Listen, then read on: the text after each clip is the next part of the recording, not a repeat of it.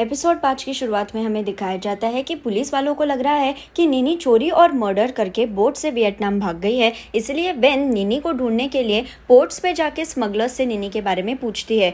उस वक्त वॉशरूम संभालने वाली औरत उसे बताती है कि कैसे नीनी ने कुछ दिनों पहले वॉशरूम यूज किया था और कैसे उसने नीनी को एक आदमी के साथ देखा था। बेन इस वॉशरूम को चेक करती है और उसे वॉशरूम की दीवार पर और कमोड पे बहुत मिट्टी दिखती है, जो अजीब है क्योंकि ये एक समुद्री इलाका है, यहाँ मिट्टी नहीं होती। बेन को डाउट आता है कि शायद नीनी ने कमोड पे चढ़कर भागने की कोशिश की होगी, इसलिए वो इन मिट्टी के सैंपल्स को कलेक्ट करती है और लैब में भेज देती है। इन सैंपल्स का रिजल्ट बताता है कि ये मिट्टी किसी माउंटेन के इलाके की है और इसलिए आन और वेन डिसाइड करते हैं कि वो उनके शहर के पास जो माउंटेन का एरिया है वहाँ पे वो इन्वेस्टिगेशन करेंगे।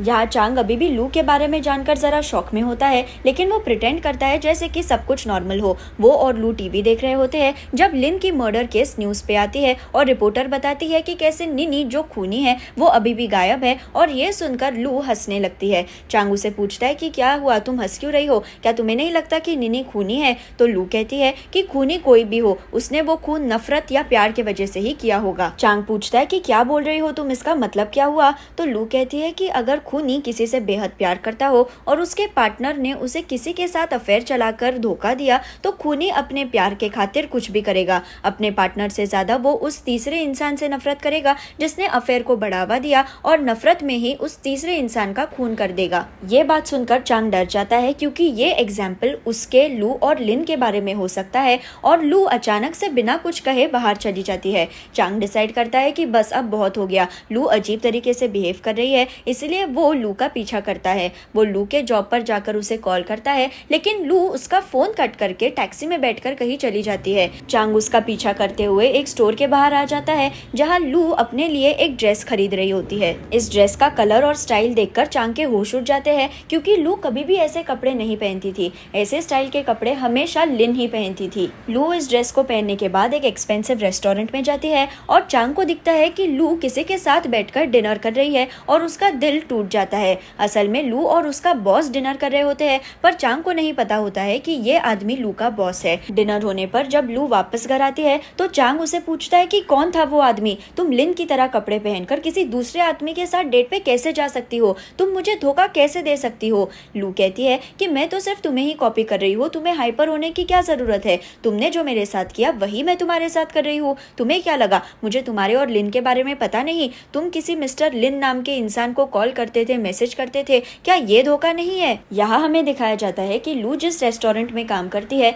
वही काम करने वाली उसकी सहेली ने चांग को देखा था जब वो किसी से फोन पे बात कर रहा था। सहेली का कहना है कि चांग फोन पे बहुत फ्लर्ट कर रहा था और जैसे ही उसने लू की सहेली को देखा उसने जल्दी से फोन कट कर दिया। लेकिन फिर चांग को मिस्टर लिन नाम के इंसान से मैसेजेस आते रहे कि अरे तुमने मेरा फोन क्यों कट कर दिया, आई मिस यू, मुझे तुमसे और बात करनी है। अपनी सहेली की बातें सुनकर लू लिंक लगा लेती है कि शायद मिस्टर लिन और कोई नहीं, लिन ही होगी, लेकिन वो लिन और चांग का अफेयर हो सकता है, ये बात एक्सेप्ट करने के लिए तैयार नहीं होती।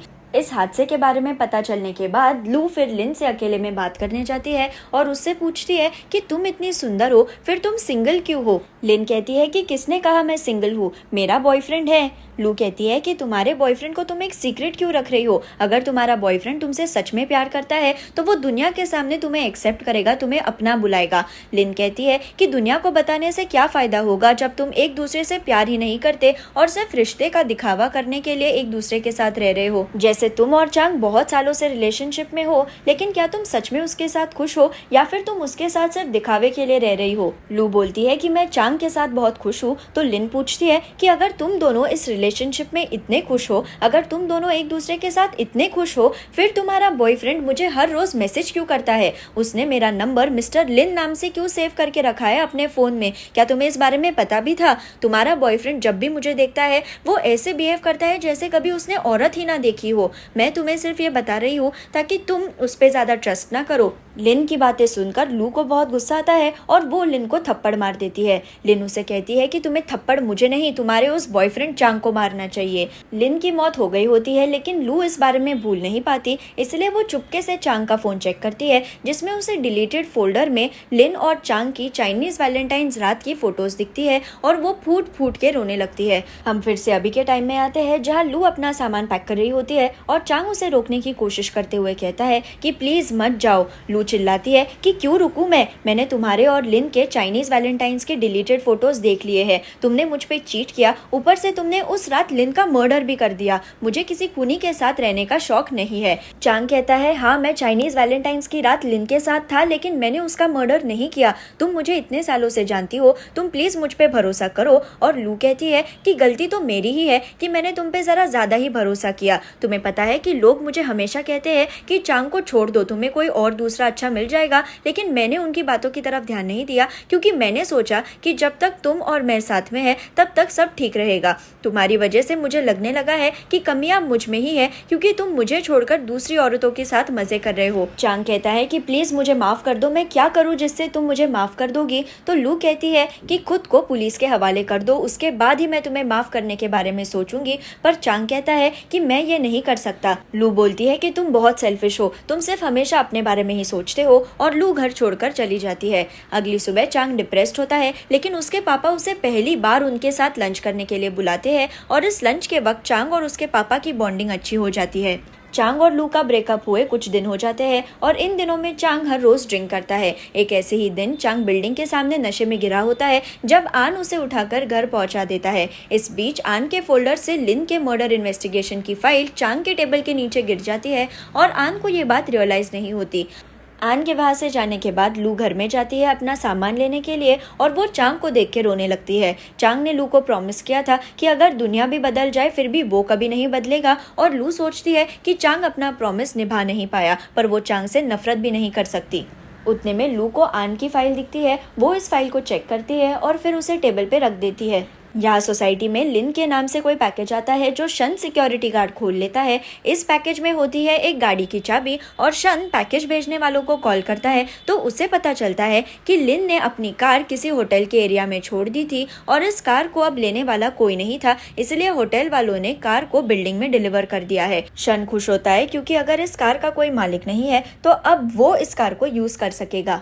यहाँ अगली सुबह चांग को आन की फाइल टेबल पे दिखती है और उसे वो पेज दिखता है जहाँ लिखा होता है कि निनी को ढूंढते हुए पुलिस पोर्ट पे पहुंची, जिसके वॉशरूम में उन्हें मिट्टी मिली। मिट्टी के सैंपल्स माउंटेन एरिया से है और इस माउंटेन एरिया पे अगला इन्वेस्टिगेशन किया जाएगा ताकि निनी के बारे में कोई क्लू मिल जाए। ये पढ़कर चांग पैनिक होने लगता है क्योंकि माउंटेन एरिया में ही उसने निनी की बॉडी को दफनाया था और वही की सुनसान बिल्डिंग में उसने फ्रिज भी छुपाया था। चांग डिसाइड करता है कि पुलिस वालों से पहले वो उस सुनसान बिल्डिंग में जाकर फ्रिज को साफ कर देगा ताकि पुलिस वालों को कोई क्लूज ना मिले। और यहाँ वेन और आन भी उसी माउंटेन की सुनसान बिल्डिंग पे इन्वेस्टिगेशन करने जा रहे होते हैं। चांग फ्रिज को साफ कर ही रहा होता है जब उसे पुलिस की गाड़ी दिखती है और वो जल्दी से फ्रिज की सफाई छोड़कर उस पे केरोसिन डाल देता है और फ्रिज को आग लगाकर छुप जाता है। आन जो बिल्डिंग में आ गया होता है उसे धुआं दिखता है, इसलिए वो करीब जाता है देखने के लिए, लेकिन उतने में फ्रिज का ब्लास्ट होता है और एक लकड़े का टुकड़ा आन पे गिर जाता है और आन यही बेहोश हो जाता है। चांग ये पूरा हादसा दूर से देख रहा होता है और वो कुछ सेकंड्स के लिए सोचता है कि क्या उसे आन को बचाना चाहिए या नहीं,